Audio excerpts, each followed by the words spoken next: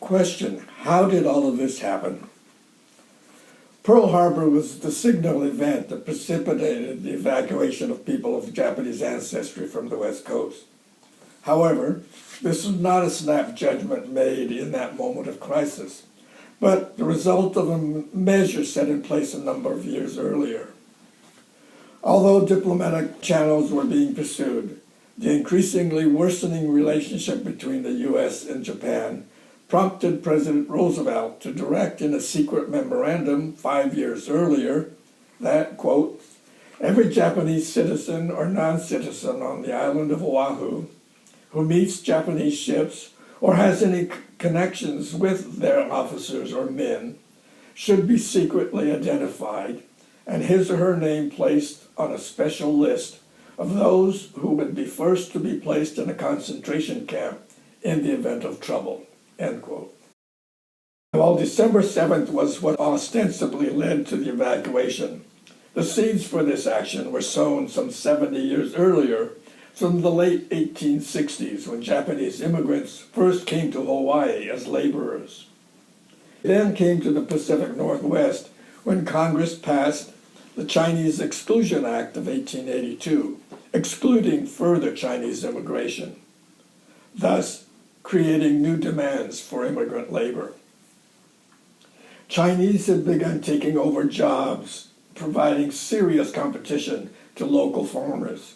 The resulting anti-Chinese sentiment prompted this congressional action. It was a poison still in the atmosphere as the Japanese began coming in greater numbers to the mainland. By 1889, Portland had become the center for distributing immigrant workers to the fisheries, the farms, sawmills, and railroads throughout the Pacific Northwest. In fact, railroads particularly recruited Issei immigrants because they could be paid at lower wages. By 1907, Japanese made up 40% of Oregon's total railroad labor force. In the 1920s, in the Yakima Valley of Washington, Japanese played a major role in the economy in clearing farmlands, harvesting crops, and purchasing war bonds. To assimilate themselves, Japanese throughout the West Coast embraced English language and Americanization efforts. Note the Western dress and fancy touring automobile.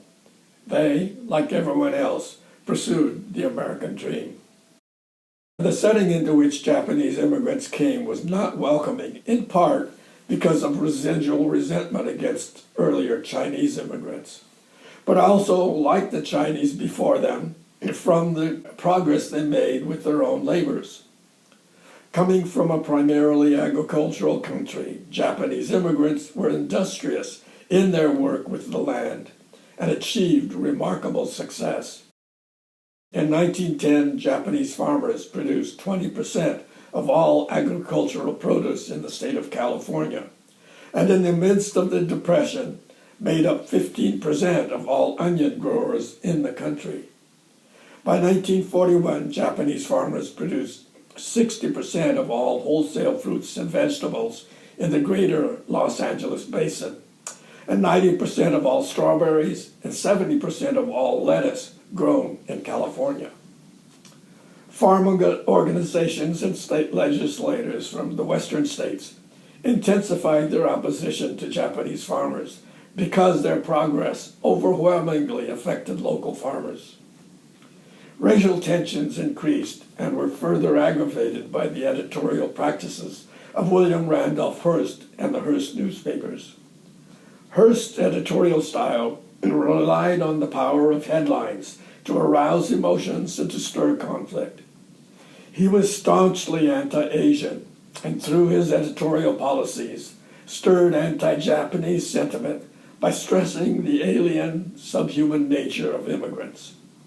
He cast them as the yellow peril, threatening American labor and the American way of life, and he used the hateful, dehumanizing, and offensive label Jap in his treatment of them on the pages of his paper. From the 1860s through to the 1940s, anti-Asian sentiment flourished giving rise to anti-Japanese laws that restricted and limited their immigration, denied them citizenship, and prohibited land ownership.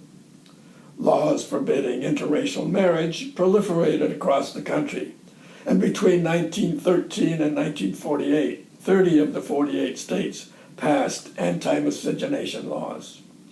These, then, were the historical factors that set the stage for December 7, 1941.